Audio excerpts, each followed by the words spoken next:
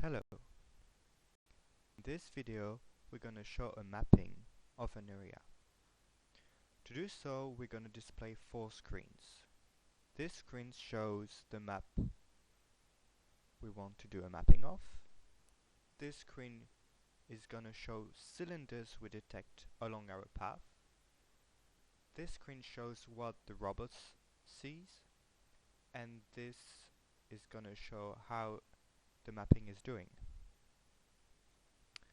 Let's move our robot and show what happens first.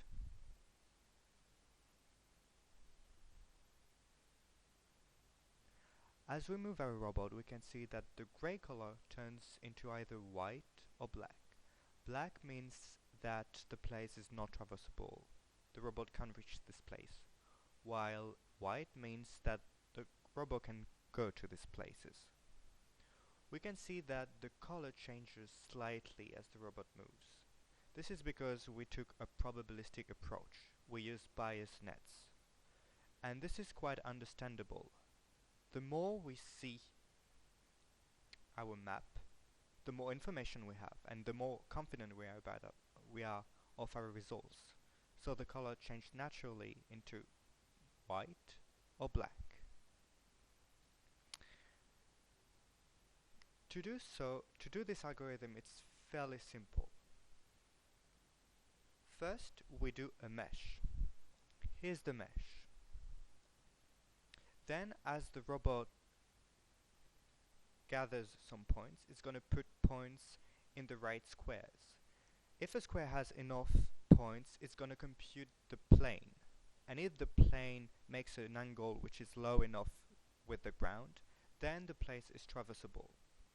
To compute these planes, we did 3 algorithms. The first is the Hopf transform, the second is the Ransek algorithm, and the third one is simply a linear regression.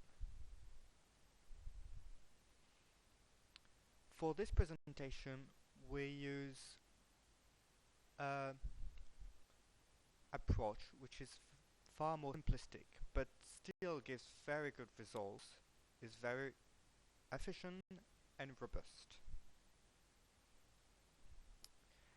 We only take them in a square if we've got enough points. We only take the maximum value and the minimum value for the height, and if the difference between those two optima is low enough, then it means that the place is traversable. Otherwise, it is not.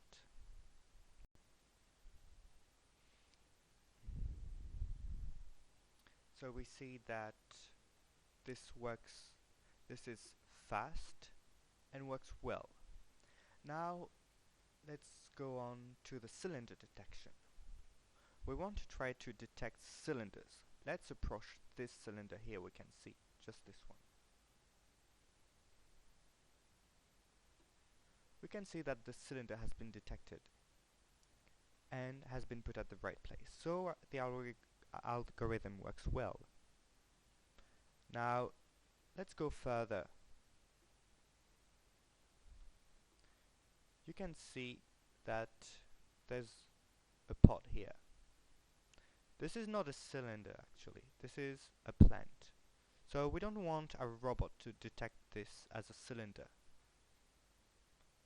Let's see whether our robot detects it as a cylinder or not.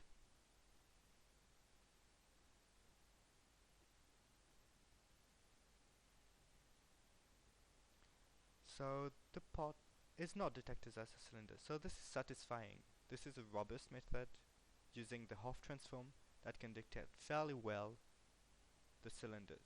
Here we try to detect another one, and so on. So here was our approach for the mapping. It's efficient, it's quick, and can help the robot to know whether he could go to a place or not. So this would be very useful for obstacles avoidance.